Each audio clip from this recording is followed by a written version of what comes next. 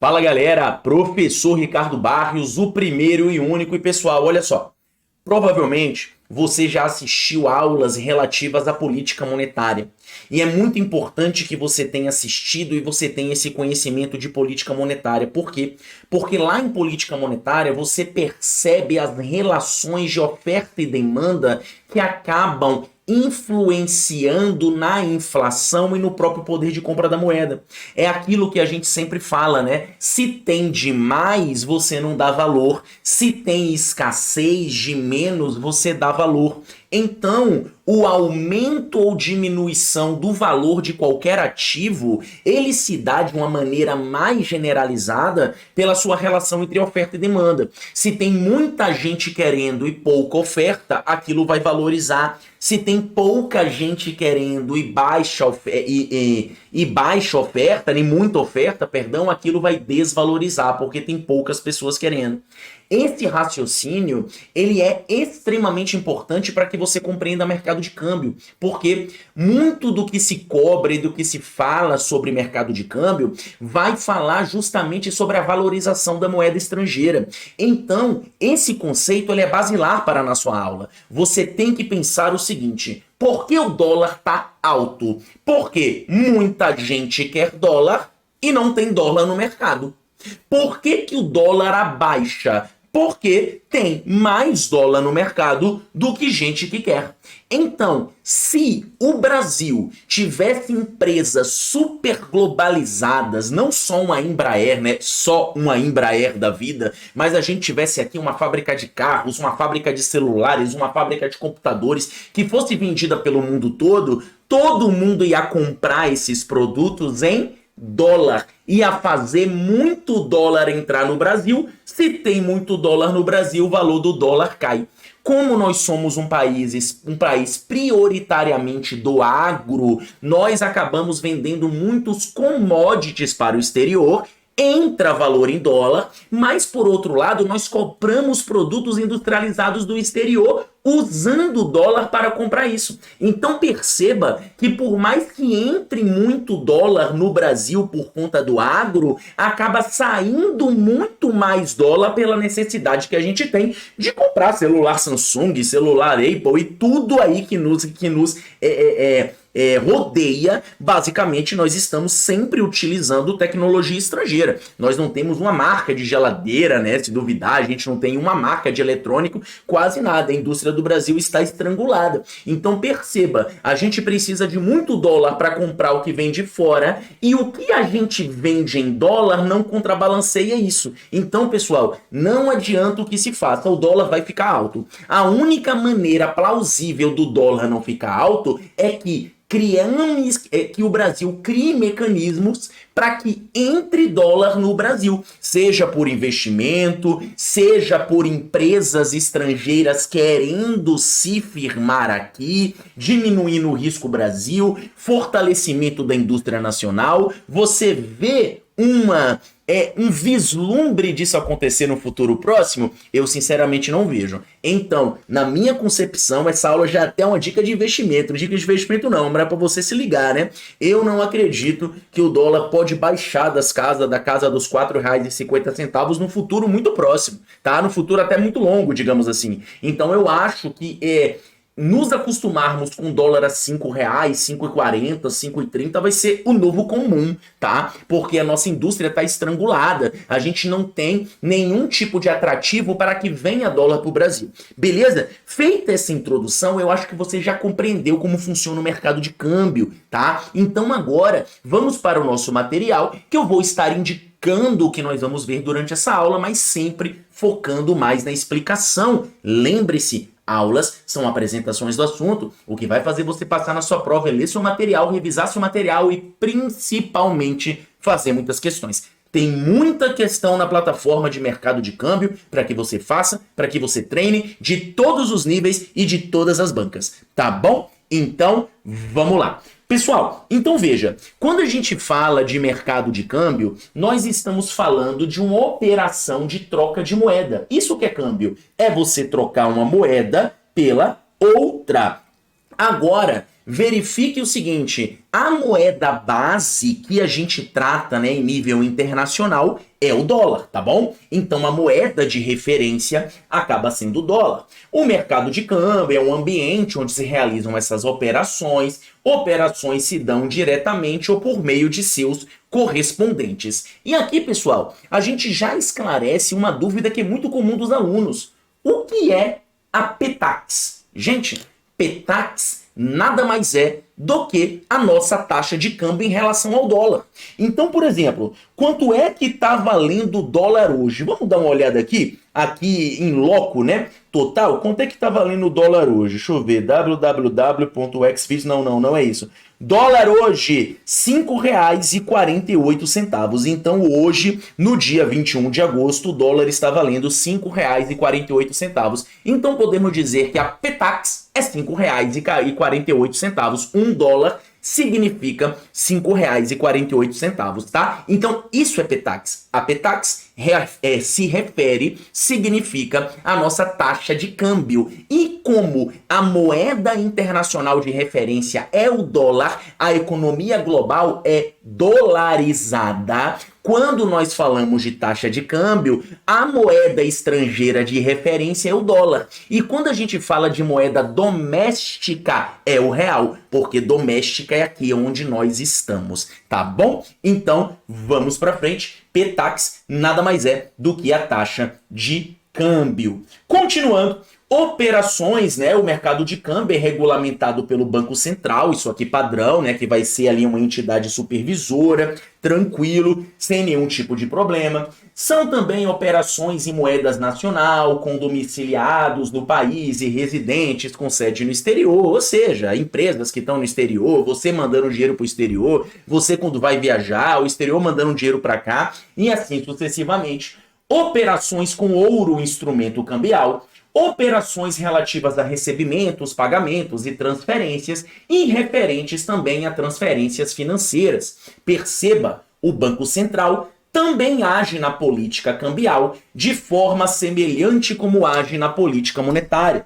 Pessoal, quando a gente fala de política monetária, o que nós estamos falando, né? Revisando o que nós já vimos. É o seguinte, é o Banco Central atuar para aumentar ou diminuir a quantidade de dinheiro disponível na economia.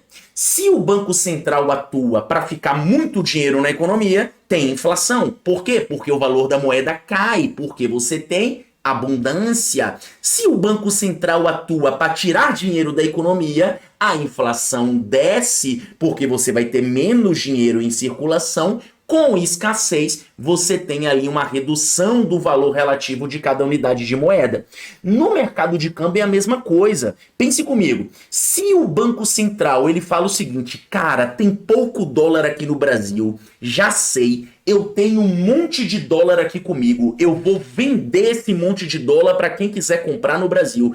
Então, o Banco Central, a gente vai ver na próxima aula, faz uma operação de swap cambial, fazendo essa venda de dólares para o mercado brasileiro, para quem queira comprar, porque esse dinheiro que está no Banco Central, ele não está ali no saco de dinheiro, ele está aqui com quem administra. No momento em que o Banco Central coloca dólar no Brasil por meio da venda de dólares, ou seja, quem compra com real. Então, o Banco Central pega o real e coloca o dólar no mercado para quem ali comprou. Isso vai gerar uma maior concentração de moeda estrangeira no Brasil, consequentemente o dólar vai cair. Ao contrário, quando o Banco Central, né, acho que faz anos que isso não acontece, percebe assim, caramba, velho, essa indústria brasileira tá muito forte, a gente tá muito retado. Rapaz, o dólar tá caindo muito. Não, o dólar tem que ser alto aqui. Então, o que é que eu vou fazer? Eu vou comprar o dólar. Comprando dólar, eu tiro o dólar de circulação, gero uma escassez de dólar no mercado e aumento o preço. Pessoal, isso aqui é tão importante para você compreender a geopolítica mundial que a China, ela é acusada, né, suspeita. Muita gente fala que a China manipula a sua taxa de câmbio. Como assim? A moeda chinesa, ela é muito fraca. tá? Então, até a japonesa, quando você vai pensar, né? Você vê ali que 10 mil ienes, né? Que é a japonesa, equivale ali a um pouco mais de 300 reais. Agora você fala, então a gente vai pro Japão e vai comprar um monte de coisa, a nossa moeda é forte? Não.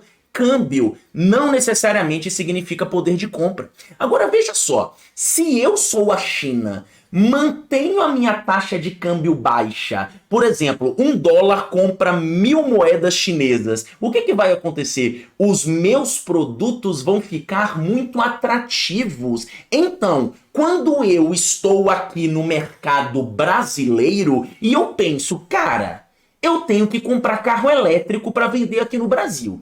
Se eu comprar o Tesla, vai ser $40 mil por carro. Chegar aqui fazendo a conversão e colocando os impostos, vai dar 43 milhões de reais. Agora, se eu for comprar o BYD Dolphin, aquele carrinho lá esquisito, rapaz, isso aí eu não compro em dólar não, isso aí eu compro em moeda chinesa, até porque eu tô no BRICS e essa moeda chinesa vale menos, então eu vou botar isso aqui, que na conversão você vai ter ali um valor muito menor. Compreende? Então, acusam a China de manipular a sua taxa de câmbio para que a sua moeda valha menos, para que assim ela consiga dominar o mercado mundial, visto que ela tem preços mais baixos. E daí, você já vai conseguir entender uma relação interessante. Dólar alto é bom? Depende. Se eu vendo para fora, por exemplo, aqui eu ganho umas migalhinhas, mas eu ganho aqui, vamos botar aí uns dólarzinho do YouTube. Se eu vivesse de YouTube, se o dólar tivesse R$ 1.000 a unidade, eu ia adorar. Por quê? Porque eu tô ganhando em dólar aqui no YouTube, se eu vivesse de YouTube. Então, o dólar alto pode ser bom em alguns cenários.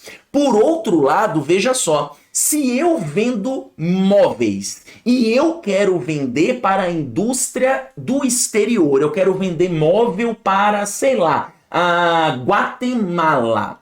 Se o dólar tiver baixo, a Guatemala não vai comprar de mim, a Guatemala vai comprar de outro lugar, porque isso vai estar mais barato para ela comprar. Agora, se o dólar tiver alto, a Guatemala pode pensar, cara, comprar móvel aqui dos Estados Unidos está caro. Eu vou comprar do Brasil aqui, já que o dólar está muito alto, eu vou comprar do Brasil que eu consigo uma coisa melhor, já que aqui a gente produz em real.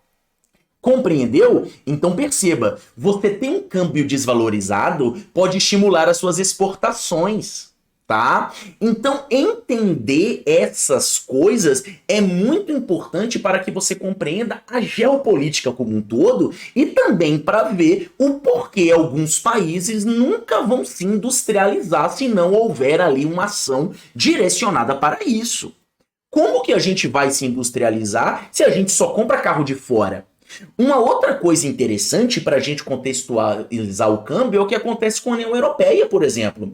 Países como a Grécia, como Portugal, como Espanha, não necessariamente estão bem em estar na União Europeia. Por quê? Porque no momento em que eles adotam o euro como moeda única, sua indústria nacional vai em frangalhos. Para que eu vou comprar um carro grego se eu posso comprar Mercedes em euro da Alemanha? Se eu posso comprar Audi da Alemanha em euro? Se eu posso comprar BMW? Se eu posso comprar Peugeot, Citroën a preço de banana ali da França? Para que eu vou desenvolver uma indústria de carros na Grécia, na República Tcheca, na Albânia, na Lituânia? Para que eu vou fazer isso? Por isso que existem muitos movimentos para que a União Europeia se dissolva dentro da própria Europa, porque acaba estrangulando países menores. Então veja que você compreender essas situações, essas relações de moeda estrangeira e como elas influenciam as importações e as exportações é muito importante, não só para compreender nosso assunto, mas para ter uma discussão no todo na geopolítica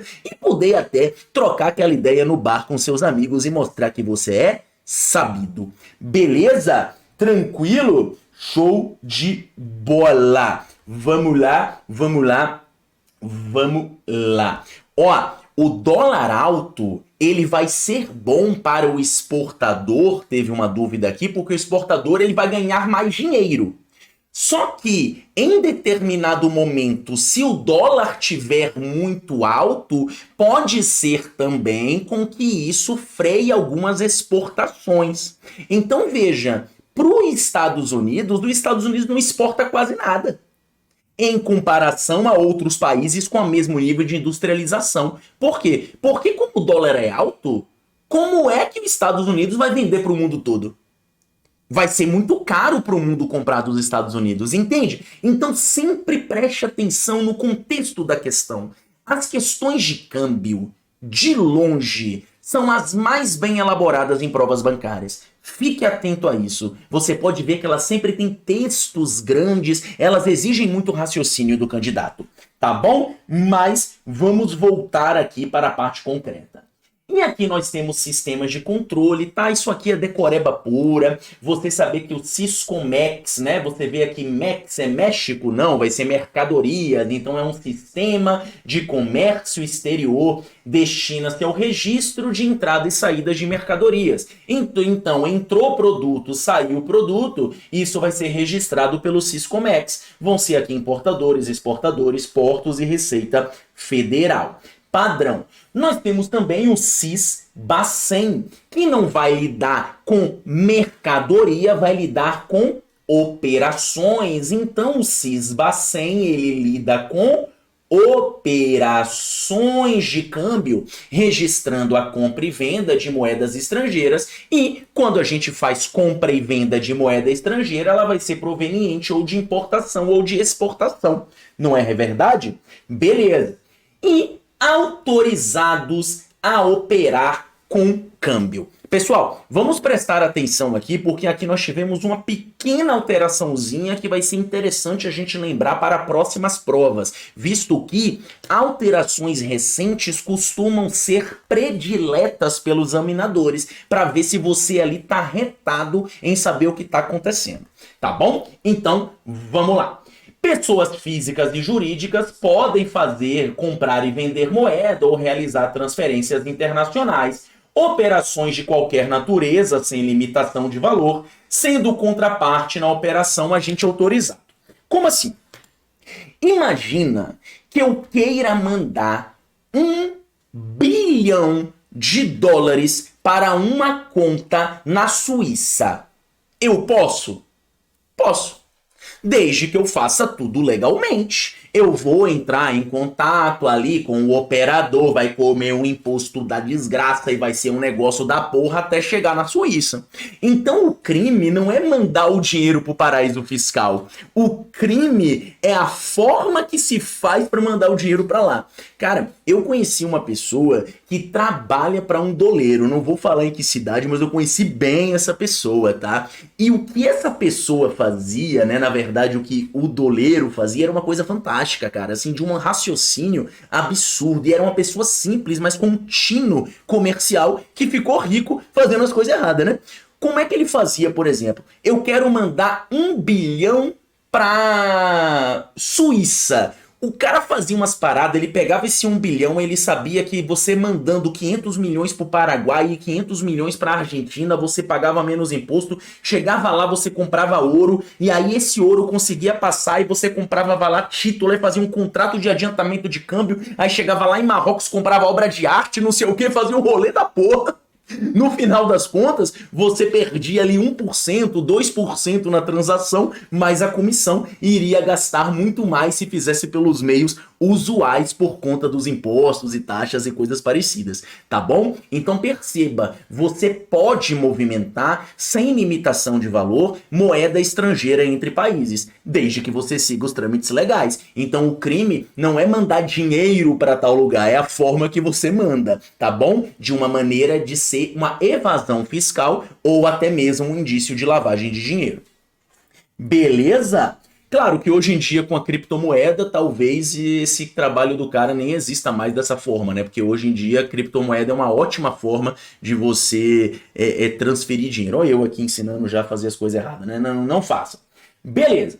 Então entidades autorizadas para todas as operações com mercado de câmbio, bancos e Caixa Econômica Federal. Pessoal, lembre-se disso, tá? Não esqueça, essas são as mais importantes para a prova. bancos comerciais de investimento e múltiplos e a Caixa Econômica Federal, eles são autorizados para realizar todas as operações do mercado de câmbio. E para operações específicas é essa galera aqui. Eu sempre dou a seguinte dica: quando você tem várias coisas para decorar, decora o que mais cai e o que não for não é isso.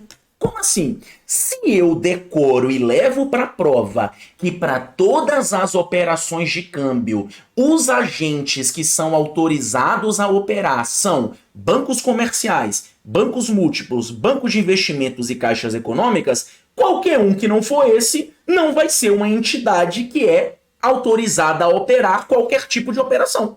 Pronto. Eu decorei isso e o que não for isso eu sei que não faz parte dessa caixinha.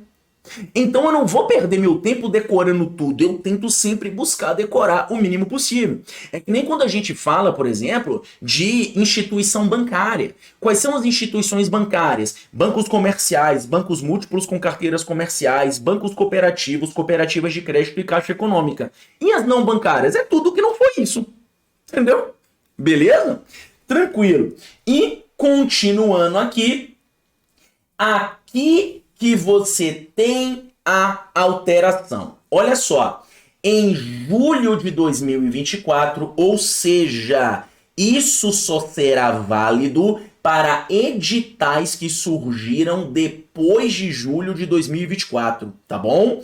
O limite que era até 300 mil mudou para 500 mil dólares. Cara, isso aqui tem cheiro de próximas provas. Falar o seguinte: as operações de câmbio bababá de até 300 mil e você erra. Por quê? Porque não é mais 300, agora é 500. Então esse aumento pode ser muito cobrado em provas. Lembre-se então desse valor de até 500 mil dólares, muito mais de saber dos agentes autorizados. Isso aqui vai te importar muito para fins de prova. Certo? Beleza? Vamos que vamos. E compra e venda de moeda estrangeira, agência de turismo em geral. Até coloquei, dificilmente essas previsões caem em prova. O foco deve estar nas operações comuns, que são aquelas que os agentes autorizados são quem? Bancos comerciais, bancos múltiplos, bancos de investimento e caixas econômicas. E você lembrar dessa alteração de julho de 2024, que aumentou o limite. Lembre-se, não aumentou o limite para bancos comerciais, bancos múltiplos, bancos de investimento e caixa econômica, porque esses não tinham limitação, era qualquer operação, tá bom? Mas para uma outra família, que são aqueles que eu acabei de citar, passou de um limite de 300 mil dólares para 500 mil dólares, lembra disso? Beleza? Vamos que vamos. Então aqui nós temos as operações com câmbio. Pessoal, aqui o mais importante é você lembrar isso aqui, arbitragem, tá bom? Não tem muito o que explicar. Pensa comigo, o que é compra? Eu vou comprar moeda estrangeira. Hoje em dia você tem conta global, né? Hoje em dia tem Nomad, Wise, é tudo muito mais fácil. Você vai lá e compra moeda estrangeira até com IOF de 1,1%, aquela coisa toda, Wise paga nós, Nomad paga nós, aquele negócio todo, tá? Então hoje a compra de moeda estrangeira ela é muito mais facilitada. A venda de moeda estrangeira também acaba sendo muito mais facilitada. Agora, o que é a arbitragem? A arbitragem é você se beneficiar das cotações para que você tenha um ganho. Como assim? Imagina que o dólar tá R$ 5 na China e tá R$ 4,90 na Indonésia, no mercado global. Você compra o dólar a 4,90 da Indonésia e vende a R$ 5 na China no mesmo dia. E aí você vai ter esse ganhozinho em cima da operação. Se você comprar milhões de dólares, isso vai lhe fazer alguma vantagem, tá? Isso também é utilizado, né, não assim na questão de câmbio, mas quando se faz empréstimos com base em juros internacionais. Por exemplo, aqui no Brasil, a nossa taxa Selic é 10,5%. Se eu pego um empréstimo no Brasil, o mínimo que eu posso pagar, a não ser que esse empréstimo seja subsidiado, vai ser 10,5% para mais ao ano. Claro que os empréstimos muito mais caros que esses. No Japão, a taxa chega a ser 0. Então, muita gente ficou ainda mais milionária tendo o canal de pegar um empréstimo de 100 milhões de dólares no Japão, pagando 1% ao ano, aplicando tudo no Brasil ou em outros países que tem uma taxa de juros um pouco maior, mas não tem um risco assim tão grande de dar calote, e ganhando esse spread. Se eu pago 1% no ano e ganho 10%, eu ganhei 9% nessa operação de graça. Percebe que é a mesma ideia da arbitragem. Eu vou me basear aqui nas taxas Selics e na arbitragem eu vou me basear nas diferenças de taxa de câmbio para ganhar uma operação. Inclusive, o nome disso, tá ali na questão de empréstimos de taxa, é chamado de carry trade, né? O carry money. Tá bom? Tranquilo? Então, a operação de troca ou arbitragem cai bastante em provas. Até aqui tudo tranquilo? Estou explicando bastante para que nas próximas aulas de câmbio a gente possa voar. Beleza. Divisas. Pessoal, o que é divisa? Divisa nada mais é do que mandar dinheiro ou receber dinheiro. Simples assim. Então, por exemplo, eu mandei dinheiro para fora. Como que eu mando dinheiro para fora? Por exemplo, eu fiz uma viagem agora há pouco. Eu fui conhecer alguns países da Europa. Eu levei uma migalhinha, mas levei dinheiro para fora. Não tinha os euros que eu levei, não tinha lá as migalhas que eu levei. Quando eu cheguei lá, eu levei dinheiro. Tá? E, ao mesmo tempo, eu tirei dinheiro do Brasil, porque os reais que estavam aqui, que eu transformei em euro, eu levei embora. Percebeu? Então a divisa é isso. Eu posso mandar dinheiro ou eu posso pegar dinheiro. Nesse caso, eu mandei dinheiro do Brasil para a Europa, né? Parece uma coisa maravilhosa, né? Mas depois que eu vi como era 6-1, rapaz, eu fiquei passando fome lá, foi fogo. Beleza, então divisa nada mais é que isso. É um nome esquisito, mas é simplesmente isso. É que nem Pitax, é taxa de câmbio. Divisa é isso, mandar ou pegar dinheiro. Tá bom? Só que aqui, meu amigo, que tá o pulo do gato. Aqui é você saber qual é a diferença entre quem recebe e quem produz. Pessoal, olha só. Quem é o ativo? Quem produz ou quem recebe? Lá ele. Então perceba o seguinte. Quem produz traz dinheiro para o seu país. Que dinheiro? Estrangeiro. Então veja só, no momento em que eu peguei lá o meu dinheirinho e transformei em euro e fui lá comprar um croissant que custa 20 conto e é uma porra de um pão, tá? Lugar caro da miséria, tá? No momento que eu fui fazer isso lá, o que é que eu fiz? Eu cedi divisa no Brasil e produzi divisa para lá. Percebe? Eu tirei moeda brasileira, moeda aqui do Brasil e mandei para a Europa. Cedi divisa aqui no Brasil e produzi divisa lá na Europa. Compreendeu? Então aqui, cara, o que você tem que pensar é uma relação de oferta e demanda. Então eu vou mandar para você pensar. Eu compro celular de fora para revender aqui. No momento que eu compro um celular, eu sou o quê? Um importador ou um exportador? Um importador. Eu estou comprando celular, placa de vídeo, eu sou um importador. Eu vou comprar esse celular com o quê, velho? Com meu charme? Eu vou falar, ô, velho, na moral, mande um celular pra mim aí que eu sou brother? Não, eu vou comprar esse celular com dólar, com moeda estrangeira. Então perceba que quando eu importo, para que eu receba o produto, eu tenho que mandar o dinheiro.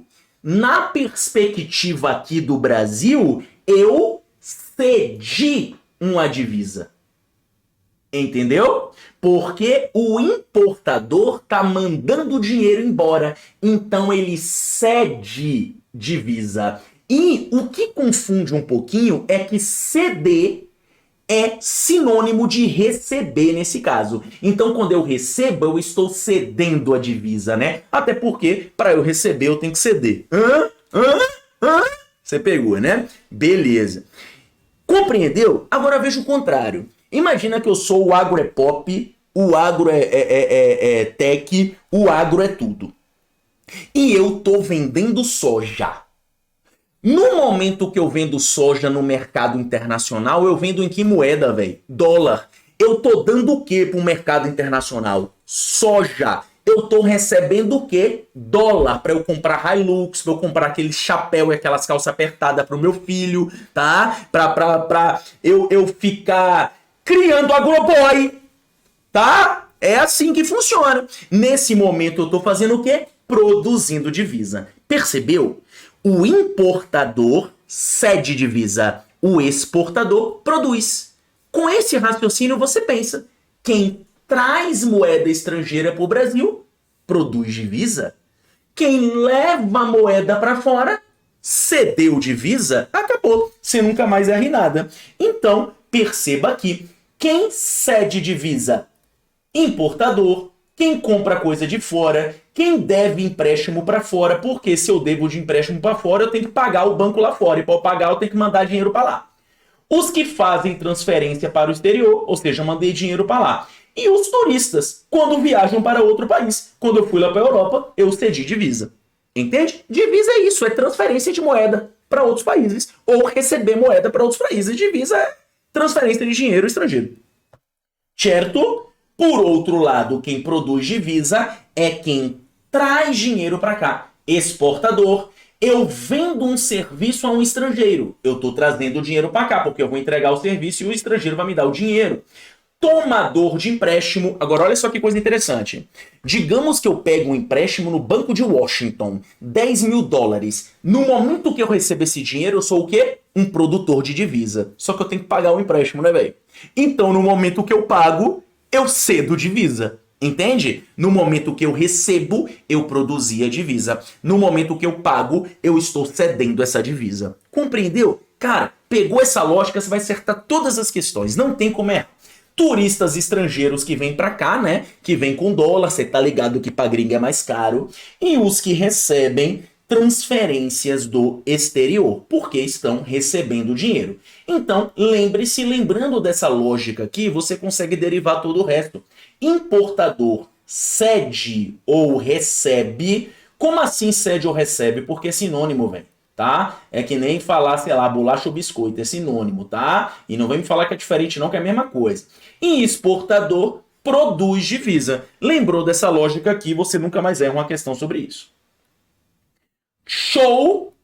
Outros conceitos. Pessoal, isso aqui é muito difícil cair em prova, porque hoje em dia tem uma coisa assim, digamos, antiga. Mas faz parte da teoria, a gente tem que falar, beleza? Câmbio manual. É quando você chega ali numa casa de câmbio e você troca o seu dinheiro por outro dinheiro em nota. Tá? Câmbio sacado. É uma operação que envolve documentos e títulos representativos de moeda, tais como conta corrente. Então, por exemplo, quando eu faço ali, né, uma transferência numa conta global, tipo Wise, Nomad, eu estou fazendo um câmbio sacado, porque eu não estou com moeda em espécie. Se eu tivesse com moeda em espécie, dinheiro na mão, calcinha no chão, tem que parar com essas coisas. Se eu tivesse com dinheiro em espécie, seria um câmbio manual, tá bom? Isso aqui é interessante saber, tá, gente? Que é o dólar comercial e o dólar turismo, tá bom? Que é o seguinte, o dólar comercial, em regra, não pode ser diretamente comprado por pessoas físicas. Então, veja só, quando a regra geral é essa, eu como turista vou comprar dólar para eu usar no meu dia a dia, eu estou usando o dólar turismo, por isso que ele é mais caro. Agora eu, como empresa, eu quero comprar uma máquina em dólar, eu quero fazer uma operação comercial, aí eu vou utilizar o dólar comercial. A regra geral é essa, tá? Então, dólar comercial em regra, não pode ser diretamente comprado por pessoas físicas, certo? E é uma cotação utilizada em grandes volumes, já que é por empresas, operações maiores. E o dólar turismo é por pessoas físicas, né? Tem as casas de câmbio, aquela coisa. Por isso que o dólar turismo ele é sempre mais caro, né? Tá? Por isso que fala que o valor efetivo do dólar turismo é sempre maior que o dólar comercial. Aqui uma regrinha para você lembrar. Remessa. Pessoal, remessa e divisa são conceitos muito parecidos. Quando a gente fala de divisa, nós estamos falando do conceito de você trazer dinheiro para fora, trazer dinheiro para dentro, lá ele, ou seja, enriquecer o seu país, você está produzindo divisa. Empobrecer o seu país, você está cedendo divisa. Agora, para você enriquecer o seu país, você precisa que ele faça uma remessa de dinheiro. Tá? A remessa é enviar o dinheiro. E para que eu empobreça meu país, eu também tenho que fazer uma remessa para lá. Certo? Então, remessa é enviar ou receber moeda estrangeira fazendo a conversão. Basicamente, envolve a transferência de um país para o outro. Alguma dúvida até então, meus nobres camaradas? Beleza? Tomar uma aguinha aqui. Espero que todo mundo tenha entendido. Inclusive, pessoal, já dando um spoiler aqui, mercado de câmbio, ele é feito em 2 aulas. Essa aula e a próxima. Só que você pode perceber na sua plataforma que tem 3 aulas. Qual é essa terceira aula? Nessa terceira aula, eu filtrei as questões mais difíceis e cabeludas do material que eu já vi sobre mercado de câmbio e comentei elas, certo? Então, a aula 3 é uma aula de conceitos adicionais, onde você vai ter as questões mais difíceis, mais cabeludas, comentadas. Show? Já fazendo aqui um spoiler para vocês. Beleza! Até então não, Capitão Europa. Rapaz, velho, eu não tô querendo nem ser chato, velho.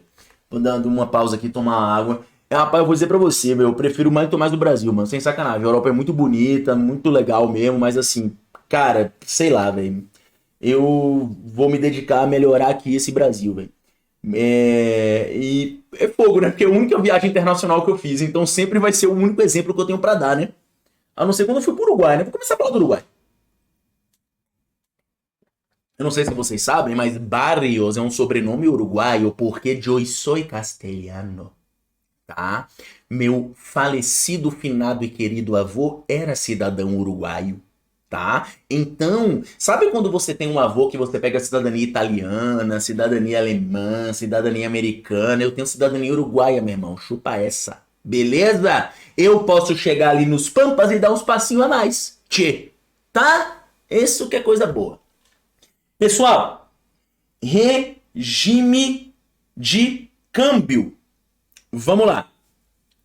Eu vou aqui explicar e vou deixar um material para a leitura de vocês, certo? Basicamente, você tem 3 regimes de câmbio. Câmbio fixo, câmbio flutuante e banda cambial. Ricardo, explicar-lhe-ei. Vamos lá. O câmbio fixo é como se o governo falasse o seguinte: a partir de hoje um dólar é R$2. Ah, como assim? É isso aí, meu irmão. Um dólar é R$2. Mas como que R$2 era 5,48, é R$2 agora e lenhou. Agora perceba. Imagina, eu chego e falo o seguinte: eu vou ser um transpobre, um transrico. Eu chego e falo o seguinte: a partir de hoje eu vou gastar R$20 mil por mês no cartão de crédito. Dane-se. E eu gasto mesmo. O que vai acontecer? Eu vou me lenhar todo. A não ser que eu trabalhe e faça da tripas coração, faz um monte de coisa para ter o dinheiro para pagar. Então perceba que o regime de câmbio fixo é um câmbio artificial. Você tem que manipular o mercado comprando, vendendo dólar para que você consiga manter esse regime de câmbio fixo por mais tempo. O início do plano real, lá em 1994, deixou o dólar 1 para 1 durante 3 meses. R$1 vale $1. Em um regime de câmbio fixo. Depois deixou no câmbio flutuante, aí foi vendo pelas oscilações do mercado. Então o câmbio fixo é um câmbio artificial, difícil de manter e utilizado em situações de desespero, tá? De uma maneira geral. O câmbio flutuante, por sua vez, ele segue as relações de oferta e demanda. É o câmbio natural. É como se falasse o seguinte: quanto eu vou gastar no cartão de crédito mês que vem? Quanto é que eu vou ganhar? Ah, eu vou ganhar 2.000. Ah, então vou gastar 1.600. É isso que eu posso, entendeu? Compreendeu? Ou seja, o câmbio flutuante, ele vai ter o câmbio real. Aí no outro mês eu ganhei 5.000. Ah, então posso gastar um pouquinho mais. E o que vai definir essa oscilação? A entrada ou saída de moeda estrangeira. Se tiver muito dólar aqui no Brasil, o valor do dólar cai. Se tiver pouco dólar aqui no Brasil, o valor do dólar sobe. Tá? Tranquilo? Então você vai ter essas situações aqui de regime de câmbio, né? Que é câmbio fixo e câmbio variável. Parando aqui para dar um oi para minha mãe. Oi, minha mãe. Um beijo para a senhora e tomar aqui uma água. E vamos continuar. E por fim, a banda cambial. O que é a banda cambial? É como se fosse um misto. É como se o governo falasse o seguinte: olha só, o câmbio ele vai ser de R$ 2 a R$ 4. Ele fixa embaixo e fixa em cima. Aqui dentro ele deixa flutuar. Ele deixa num regime de câmbio flutuante. E rapaz, o dólar tá valorizando muito. Tá agora R$ 4, 4,10. Meu Deus do céu, temos que conter isso. Compro o dólar. Tiro o dólar do mercado para que o real se valorize. Perceba, quando eu, na verdade ao contrário, né, vendo o dólar, boto o dólar no mercado para que o real se valorize. Então, eu valorizando o real, eu desvalorizo o dólar. Tá bom? Então veja que o Banco Central vai atuar na banda cambial quando chega nos limites dessa paredinha que ele colocou. Se vai para cima, significa que a moeda doméstica está desvalorizando muito. Então, o Banco Central, ele tem que fazer o quê? Vender suas reservas de dólar para ter mais dólar do mercado e valorizar então a moeda nacional, desvalorizando a moeda estrangeira. Se começa a entrar muito dólar, o Banco Central tem que comprar dólar para tirar dólar do mercado para que volte a subir novamente. Então veja que o regime de câmbio fixo é o seguinte, vai ser esse valor e acabou. O câmbio flutuante é o seguinte, eu vou deixar aí o mercado mandar, dane-se, o que der deu. A banda cambial é o seguinte, vai ser daqui até aqui, no meio flutua e aqui eu vou atuando. O que acontece? O Brasil usa um regime de câmbio flutuante sujo. Como assim? Nós adotamos um regime de câmbio flutuante. Em regra, não deveríamos ter intervenção do Banco Central, pois estamos em um regime de câmbio flutuante. Só que o Brasil intervém quando necessário. Por isso que se diz que a nossa flutuação não é limpa, não é pura. É uma flutuação suja. Pegou? Entendeu? Tudo isso aí que eu expliquei está aqui no material. Então aqui regime de câmbio, aí eu falo aqui do câmbio fixo, tudo bonitinho. Eu falo aqui, né, quais são as características do país. Normalmente é país de economia instável, ou seja, que está no desespero. Vai gerar um monte de merda. Você tem aqui as vantagens do câmbio fixo, que eu já acabei explicando para vocês, tá? Que é a estabilidade do valor da moeda, promover investimento estrangeiro no país, ajuda a conter a inflação, mas também vai ser um câmbio artificial, porque você não tem como reagir, você tem que ter muita reserva de moeda estrangeira para conseguir manipular a ponto de chegar no câmbio fixo. É a mesma coisa, pensa assim, ó, vamos fazer uma analogia legal do câmbio fixo. Voltando para a questão do cartão de crédito, imagina o seguinte, imagina que eu ganho R$ 10.000 por mês, salário bom. E eu tenho R$ 100.000 na poupança, legal. E eu decido que eu vou gastar todo mês 15 mil. E dane-se. Naquele primeiro mês, eu ganhei 10, mas gastei 15. Da onde eu tiro esses 5? Da poupança.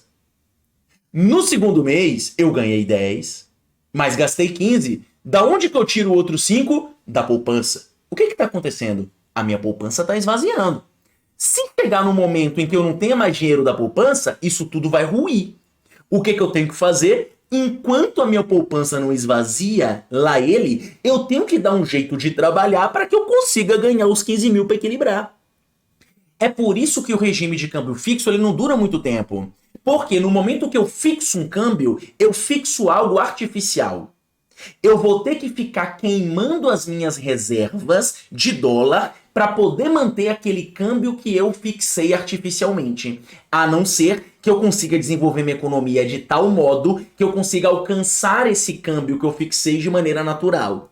Compreendeu? O que é a vantagem e a desvantagem? Por que o câmbio fixo ele acaba sendo temporário e é usado por países que estão desesperados? Tá bom? Beleza? Até coloquei ali que a situação pode ser catastrófica. Flutuante, já falei, não interfere, só que o Brasil tem uma flutuação suja, ou seja, o Brasil interfere na política cambial. Quando eu falo Brasil, eu falo Banco Central. Você tem aqui uma oferta e demanda, né, da moeda que vai ser atrelada, flutua livremente e por aí vai. Quais são os fatores de flutuação? Pessoal, é entrar dinheiro e sair dinheiro. E aí a gente vai fazer um link para a nossa próxima aula. Porque pensa comigo, se hoje quanto está a taxa Selic no Brasil? Está 10,50. Maravilha. O que significa?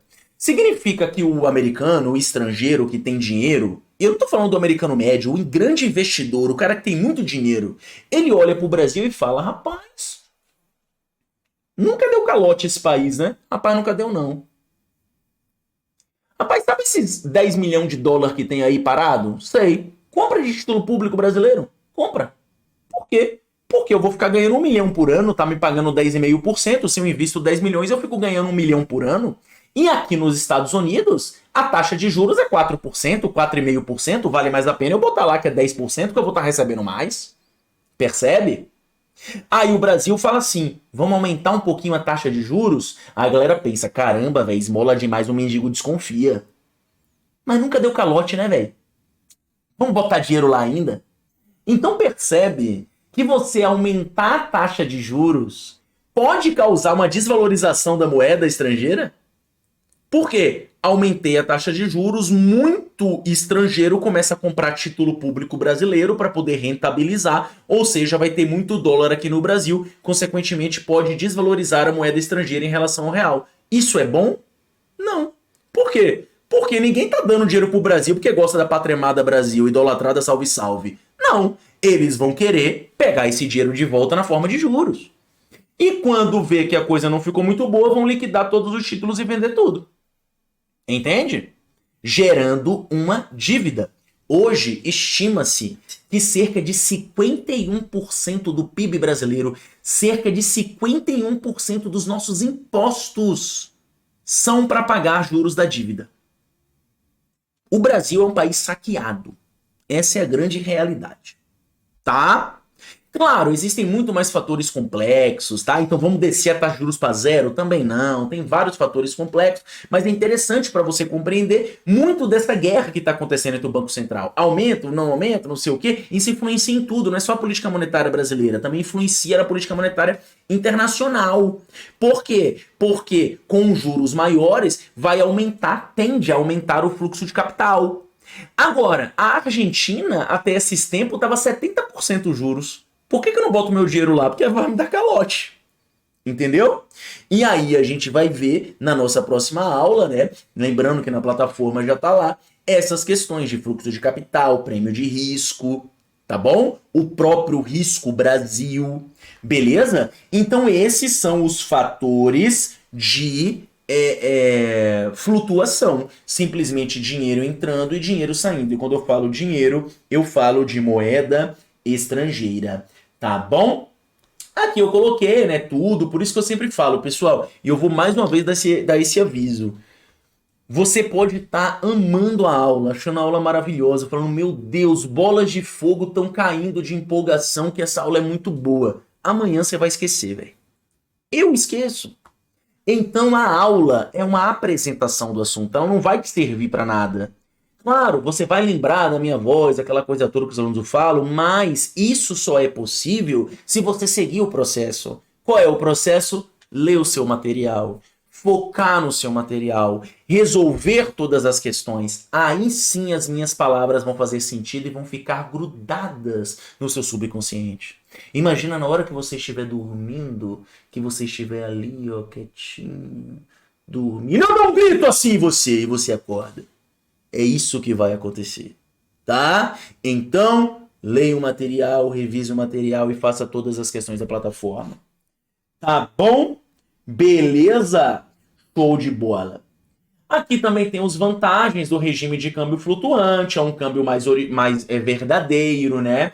Você também tem as desvantagens, por quê? Porque pode lenhar o país também, né? Vai que todo mundo começa a tirar dinheiro do Brasil, o Brasil não faz nada para intervir, aí o negócio fica ruim mesmo, beleza? Então aqui você tem as desvantagens também. E finalmente chegamos na banda cambial, que como eu falei, basicamente você faz dois limites fixos, um inferior e um superior, como eu falei, de R$ 3 até R$ 5 por dólar.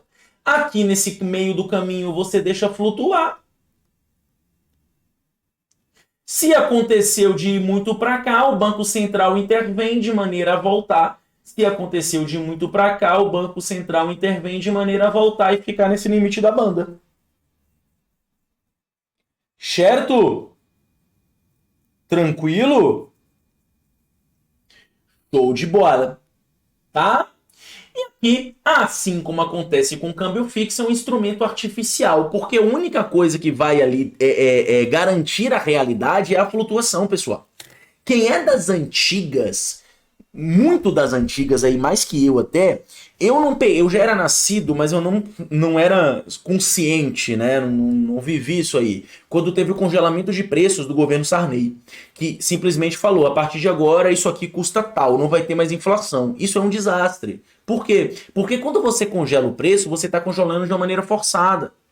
Você não está refletindo as flutuações da economia que acontecem. Então você vai lá e congela o preço. Aí o produtor ele tem que vender um copo por R$ 10. Só que agora, para ele comprar esse copo de fora, já é R$ 40. Só que o meu preço está congelado. O que eu faço? Eu paro de comprar copo. Se eu paro de comprar copo, quando acaba não tem mais. O que acontece é crise de estoque. Que era o que a gente vivia lá no final da década de 80 e início da década de 90, né? Quando teve o congelamento de preço, hiperinflação, essas coisas todas. Beleza? Tranquilo? Show de bola. Aqui você tem as vantagens, alta previsibilidade, né? Porque você tem a banda, e as desvantagens, que também é um regime artificial. Pessoal, e assim finalizamos a nossa primeira aula de mercado de câmbio. É uma aula na qual eu trago muitas coisas aí, exemplos, tudo para que a gente compreenda tudo. Eu foco muito no que você tem que levar para a prova. Aqui também explicamos os regimes de câmbio e mais uma vez eu faço um apelo. Lembre-se, aulas são apresentações do assunto. O que vai fazer você passar na sua prova é ler seu material, resumir seu material, revisar seu material e principalmente fazer muitas questões. Como sempre, muito obrigado por tudo. Conte conosco. Vamos fazer de tudo para a sua aprovação. Afinal, nós formamos o 1%. Você tá ligado nisso, né? Então é isso. Tamo junto. E faz questão.